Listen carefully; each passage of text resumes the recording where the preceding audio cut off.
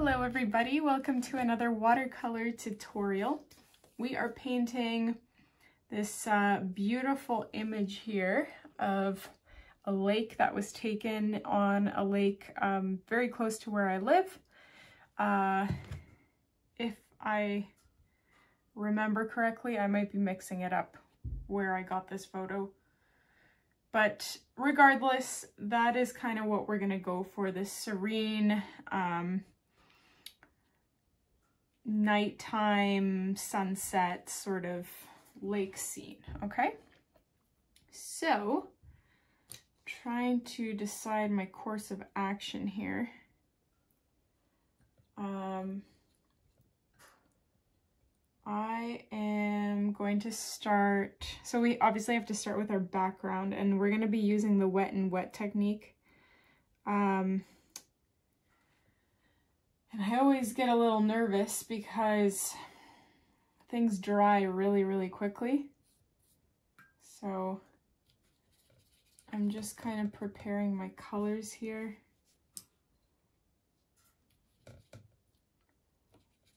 We're going to start with yellow in the center, and I've taped the borders of my piece of paper, by the way.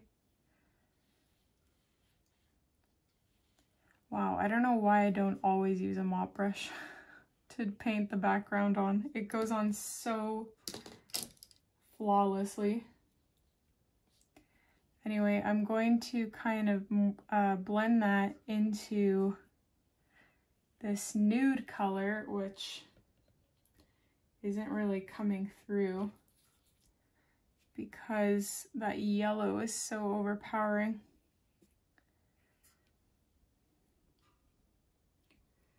And then the rest, actually the majority of it really should have been blue, but I guess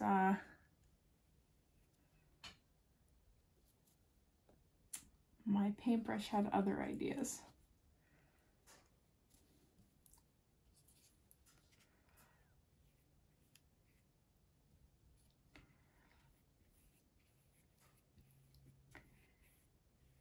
So I'm just trying to blend that into blue on both the top and the bottom. So we are trying to mirror our image here.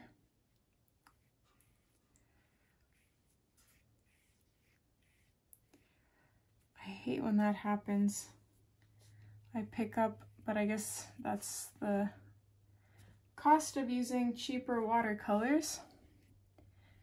Yes, I still use pretty, inexpensive watercolors. I don't use all the really expensive professional brands. That just goes to show you, you don't need the good stuff to achieve a beautiful painting. Walmart quality stuff will work. I use dollar store acrylic paint. So, seriously, guys. I'm not one of those people that say, oh, you don't need this to achieve this, and then I go out and I use $100 set of paints, like, I mean it. You really don't need super high quality stuff. Now, if you have the means for it, by all means, because it does make a difference. It does make the process so much easier and more pleasant, but you can still achieve the same thing if you practice enough. So I'm okay with the way that this is. We have to work fairly quickly here.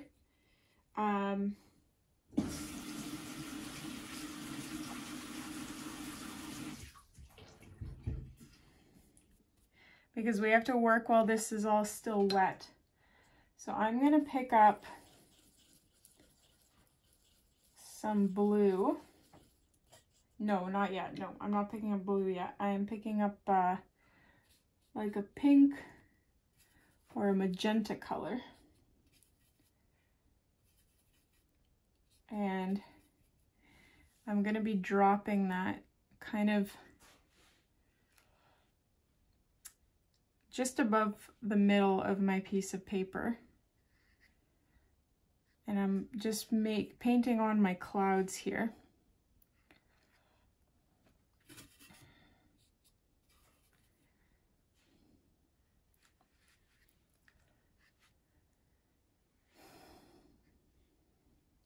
And you want to reflect those clouds as well onto the bottom. Don't forget to do that.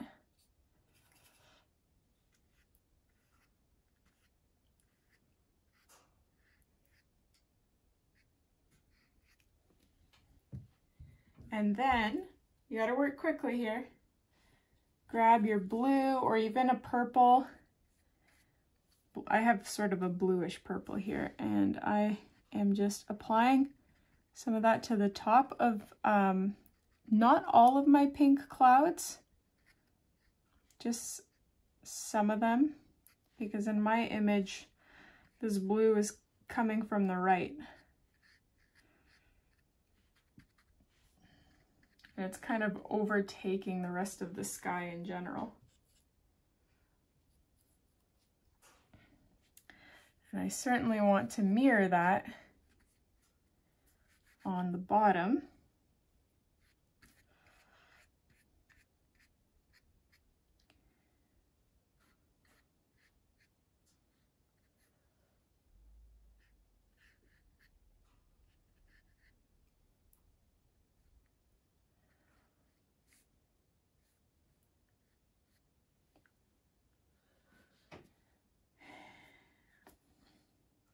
Now I am going to pick up a little bit of black and mix that in with that bluish purple color that I was using, because it's not as dark and opaque as I kind of want it to be.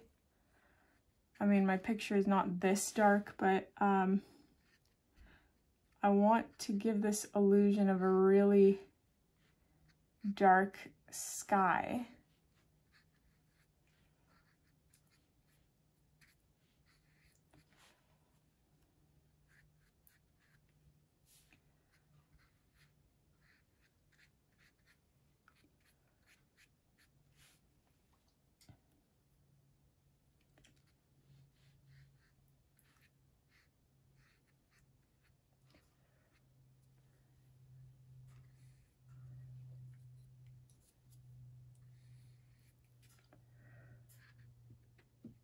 My tape was not totally flush there, that's not good.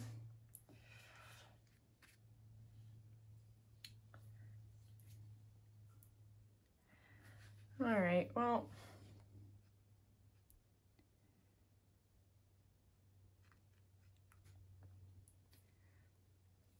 it doesn't have to be perfect. I've been doing a lot of these kinds of paintings actually with the dual colored clouds. They're pretty neat. So I'm dropping that original like pink magenta color back in there because it was swallowed by the blue.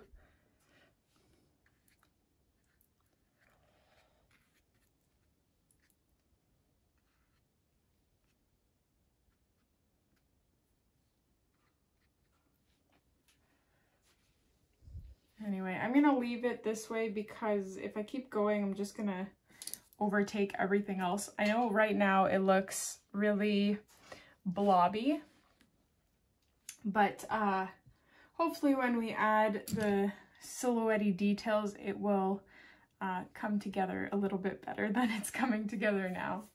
So let's just let this dry. Okay, so my sky I think has dried mostly, at least in the middle where we need it dry, into these beautiful cotton candy wisps.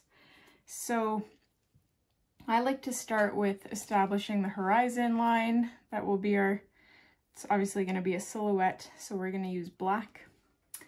And in my reference photo here,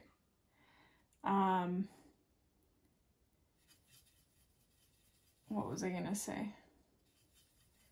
In my reference photo, it's just a very flat line. I'm tempted to change that because that's boring. Who wants just a flat horizon line, you know. But you can begin by somewhere in the middle, painting a straightly, is that even a word? As straight as you can across your page.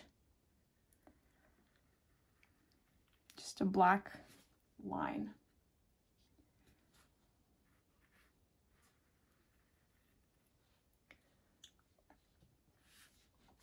And then you can go back and adjust it. So if you want to add, like if we were painting a mountainscape, you could add, I mean, you still can if you want. You can turn this into a mountainscape, why not? But I'm just gonna make it this little hilly thing with some jaggedy tops to make it look like there's maybe some trees or some sort of foliage growing. But we don't want to spend too much time on that. Unless you want to, you can. But I'm not going to focus on the horizon line today. I'm going to focus on all the foreground details. There is also a bridge that goes out in this painting. But man, I am not too enthusiastic about painting that. I'm not very good at perspective paintings, or like, because it kind of goes out on the side like this, and it's making me very nervous. So this is what I mean. That bridge goes like that. I don't know if I want to risk it, because that really makes a painting look amateur. Like, that's a dead giveaway when everything else looks really great, but the perspective is off. It ruins a painting. For me. I personally don't like the paintings where my perspective has been incorrectly painted on. But you know what? I've talked myself into it.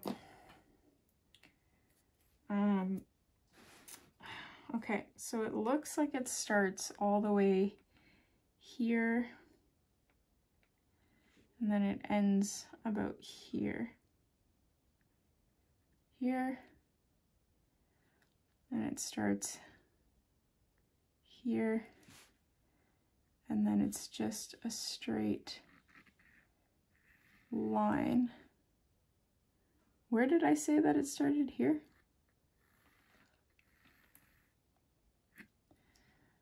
And then obviously looks like that.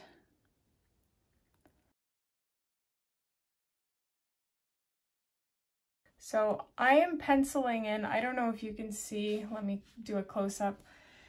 In my photo, I have these pegs that are holding this bridge, not bridge, what do you call the thing on a lake, like that wooden floating, a dock? It's kind of like a dock, I think that's what it is. Anyway, this is not a wooden one. It looks like it's a steel one. I'm gonna make it look wooden, I think. But it's held up by these posts, and I can't get the perspective right. I can't remember. The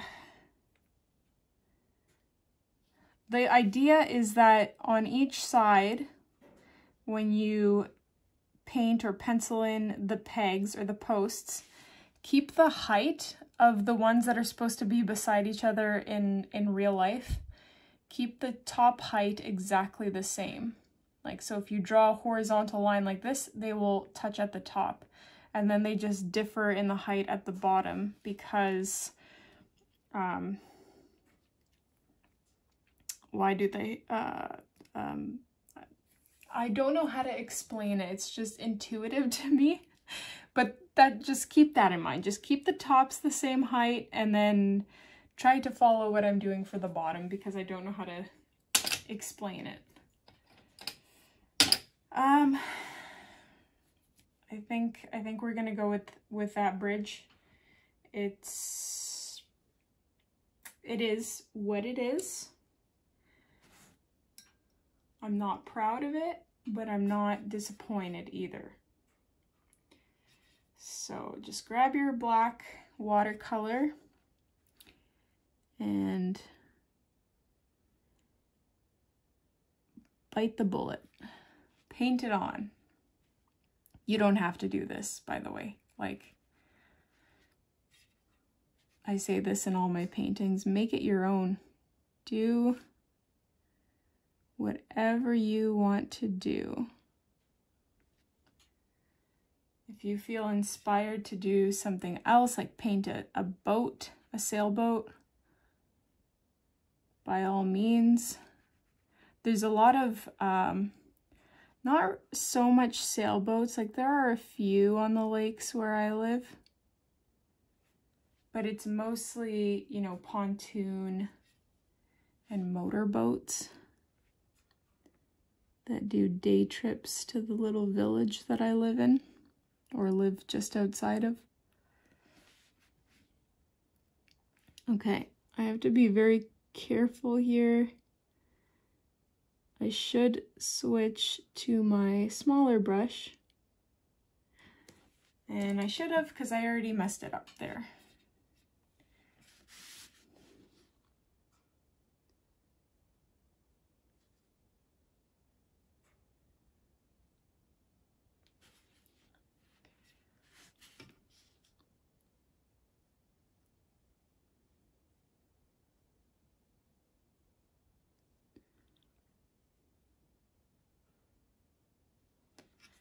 Okay, so that's our bridge, and it has this little kind of like steel structure underneath.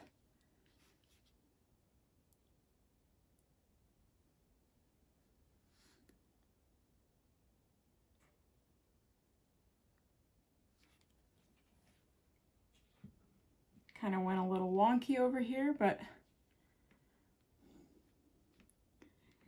and this is what I'm gonna butcher, the perspective on these crosshatch.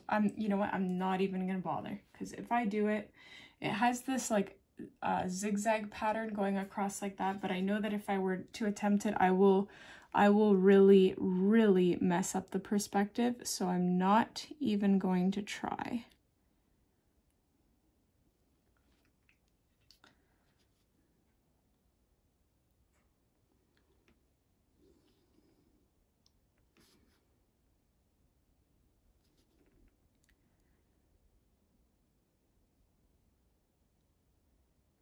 So what's fun today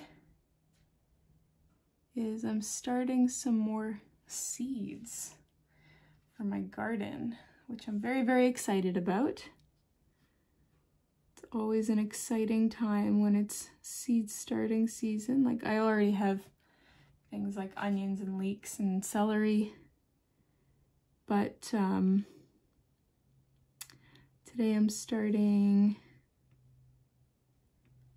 peppers, I believe, thyme, perhaps some other herbs.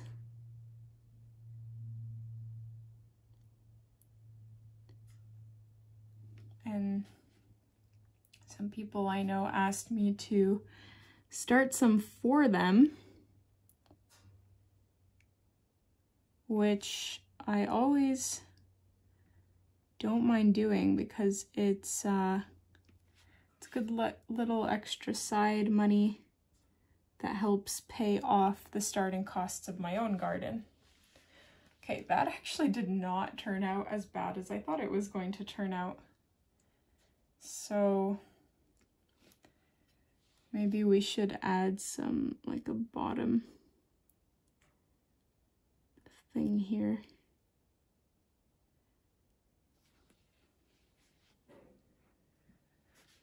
Okay.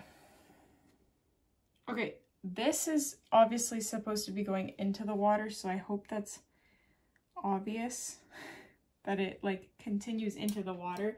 Should we add some sort of indication that that's happening, like a ripple?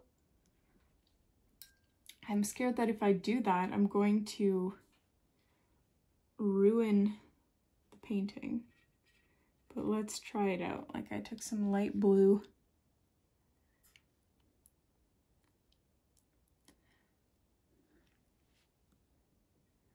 And I'm just kind of painting these horizontal lines like little flat pancakes, just in and around where the post hits the water. And all that the intention of this is just to give an illusion that there's water ripples, you know, that this isn't just floating like Jesus on water. And I think we achieved that. And it might be even a little too light, so I'm tempted to take a tiny bit of black and just add a little bit. There we go. Okay. Okay, I think that was worth it. What do you guys think, adding this bridge? Let me know in the comments. Good idea, bad idea, horrible perspective, not bad perspective. Let me know. Okay, now that we have the stressful part of this painting out of the way, we can get to all the fun frontal foliage. Look at me and my alliteration. So there's these beautiful tree branches kind of floating down, but I don't know what type of tree this is. They're very like juniper looking, but obviously it's not juniper because it's way too wide and tall for that. I don't really know what's going on, and I don't think I'm gonna follow exactly that, because I'll tell you why. I'm gonna follow, I don't know why. I feel like I won't be able to realistically paint on this tree in a way that makes sense with the painting. So let's start here. So I'm gonna have a branch coming down like this. And okay, I lied. I am going to try and attempt whatever this is. It is summer, so there are supposed to be leaves, so I can't just leave it twiggy. This might be some sort of conifer. It's definitely not a pine tree, but it looked like, I'm saying, it's very juniper-y. Maybe it's cedar. No, there's no way that's cedar. I'm not sure what it is. I also don't want to make it look like a palm tree because I don't live in the tropics. And this is a local photo. So I really can't tell you what this is.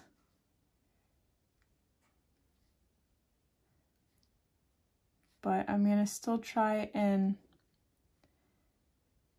paint whatever it is.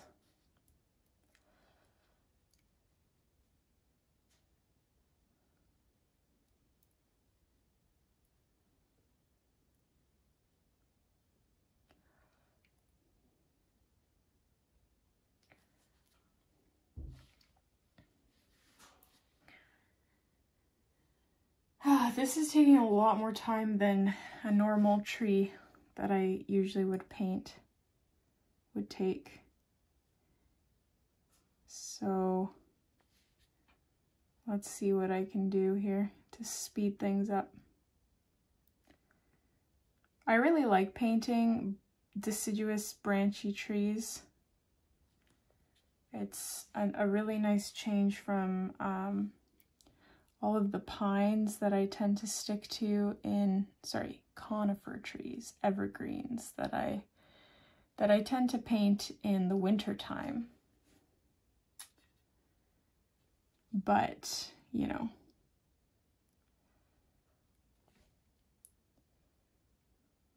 actually, I don't know why I said but. I had a point and it already slipped out of my mind.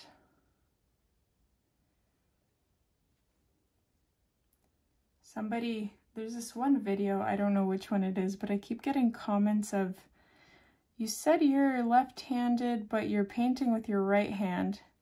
I am definitely right-handed. I cannot be bothered to listen to the audio of that video again to see if I did in fact say I'm left-handed. And if multiple people have said it, then it must be true. And if I did say that, I apologize. It is not true. I am right-handed.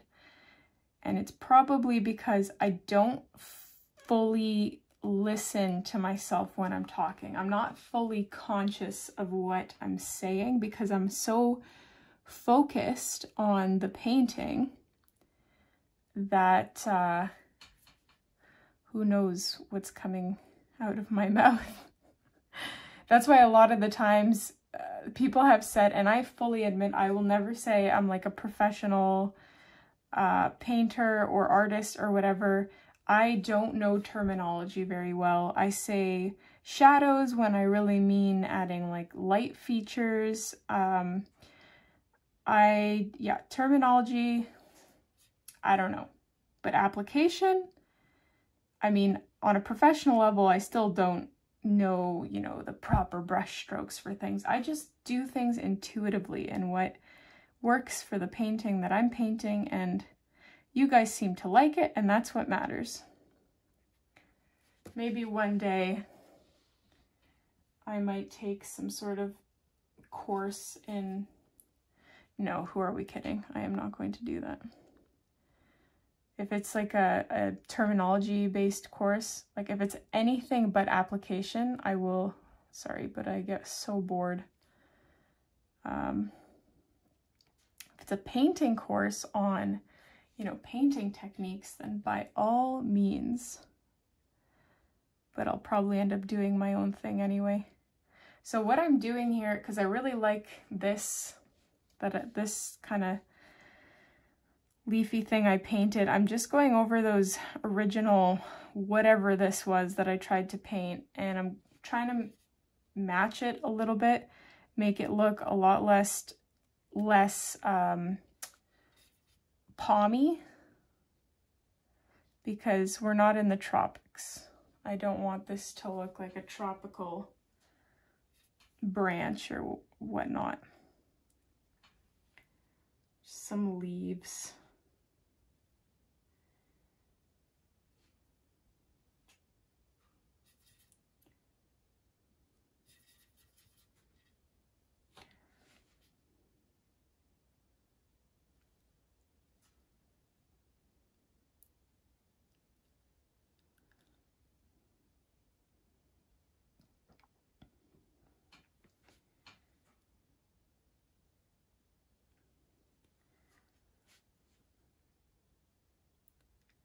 So I'm trying to think of how to describe this stippling technique. I'm using a size 00.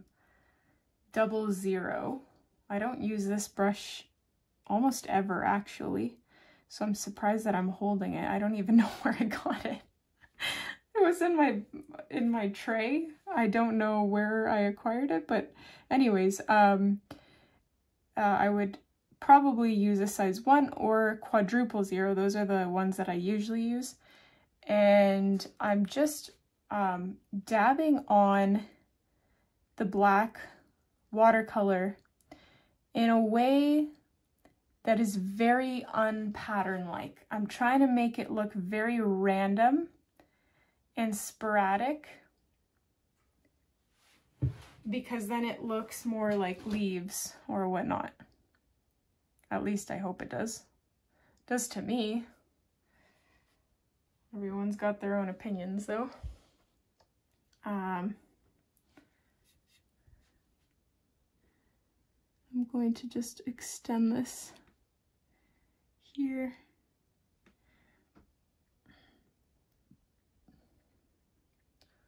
It's such a beautiful sunny day today. Like, my mood recently compared to just 3 weeks ago, night and day. I was so down with the winter weather. It just felt like winter has been dragging on forever and it just wasn't gonna end. It just felt like we're gonna have such a long winter, and just like last year that it's just gonna skip from winter to summer. We barely had a spring last year. So that wasn't fun. I'm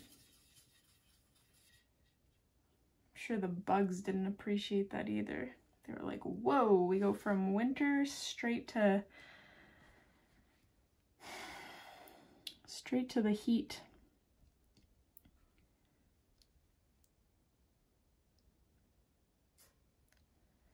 So yeah, you can have your branches coming from wherever you want.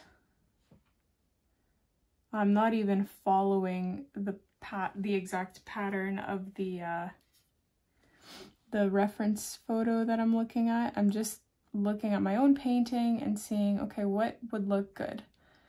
What is lacking symmetry? What could use some counterbalance?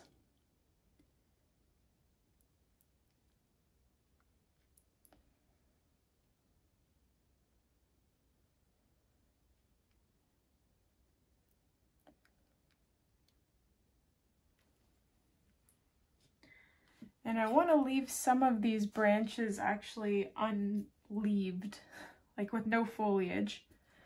Because, I don't know, maybe the tree is slowly dying, or something ate the leaves there. Yeah, it can be whatever. And then in my photo, I have another, like,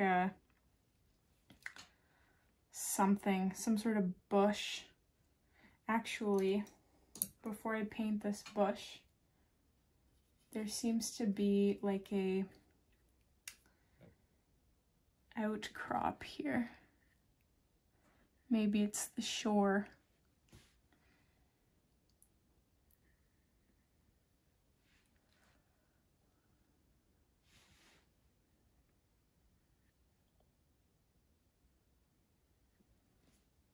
Something like that.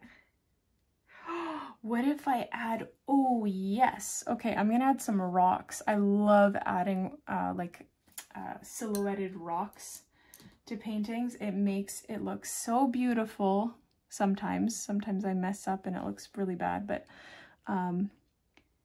so when you're if you want to do the same, when you're adding your silhouetted rocks, just make sure that the ones that are closest to the viewer are the biggest, because obviously the further that rocks get away from the viewer, the smaller that they appear. So be mindful of that. And you can also spread them farther and farther apart if you want.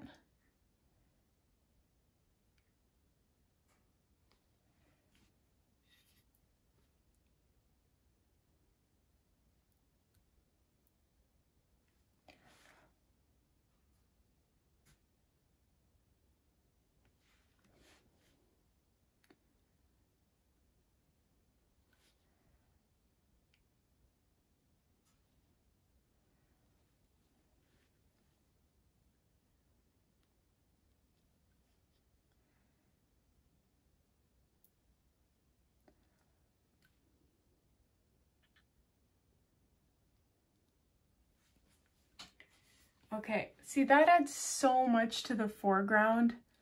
I love that.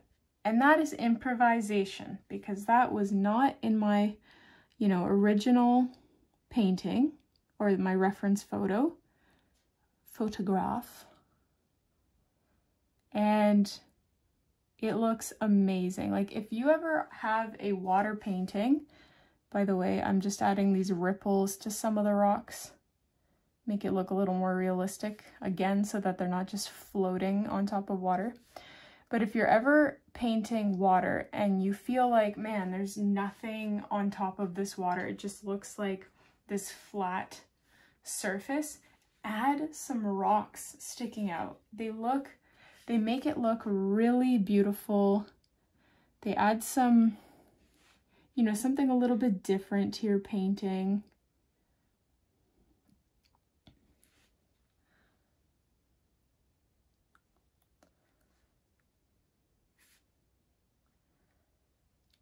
I'm just in general adding ripples here along the shore. Perhaps I'm gonna add some, yeah, just along the horizon.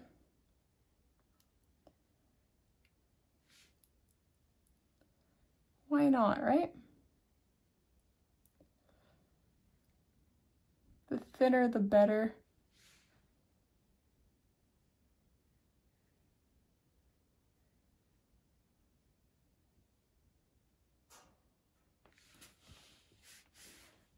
Amazing. Wow. The other thing you can do, I'm not going to do it because this just looks way too good for me to mess it up, but you can add the reflections of these branches in the water. But man, I am not touching that. Like, that just looks...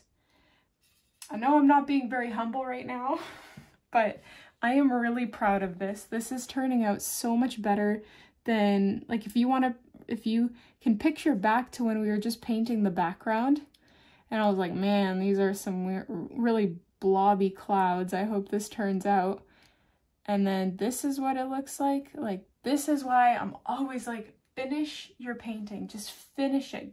Give it your best effort all the way to the end, because you have no idea, you know, what mistake is going to turn into just this fruitful idea. That is my advice. Holy. We don't want to overdo it with the rocks because we do want to leave some flatness, I suppose. Okay, so I didn't even bother painting that bush that was here. It was not needed because these rocks just added all of that extra detail that I wanted in my painting. I am really happy with this.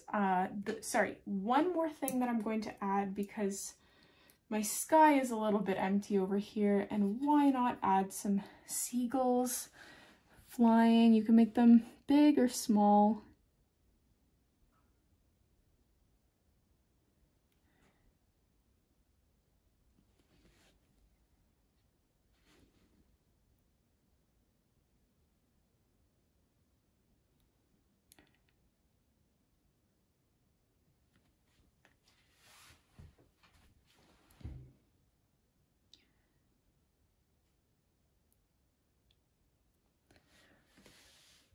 Some seagulls flying in the distance there. Perfect. All right, I love that. I really, really like how this is my favorite painting recently. You can peel the tape back to reveal hopefully cleaner edges than mine. And that's basically it, guys. I hope you enjoyed this painting as much as I did. If I remember to do so, I'm going to post the reference photo for this on my Patreon. If you are a patron and you don't see this photo by the time this painting is released, please like message me so I can do that. But that's basically it. I hope you guys enjoyed this one. Please don't forget to subscribe, like this video, comment, because I love reading your comments, and I'll see you in the next one.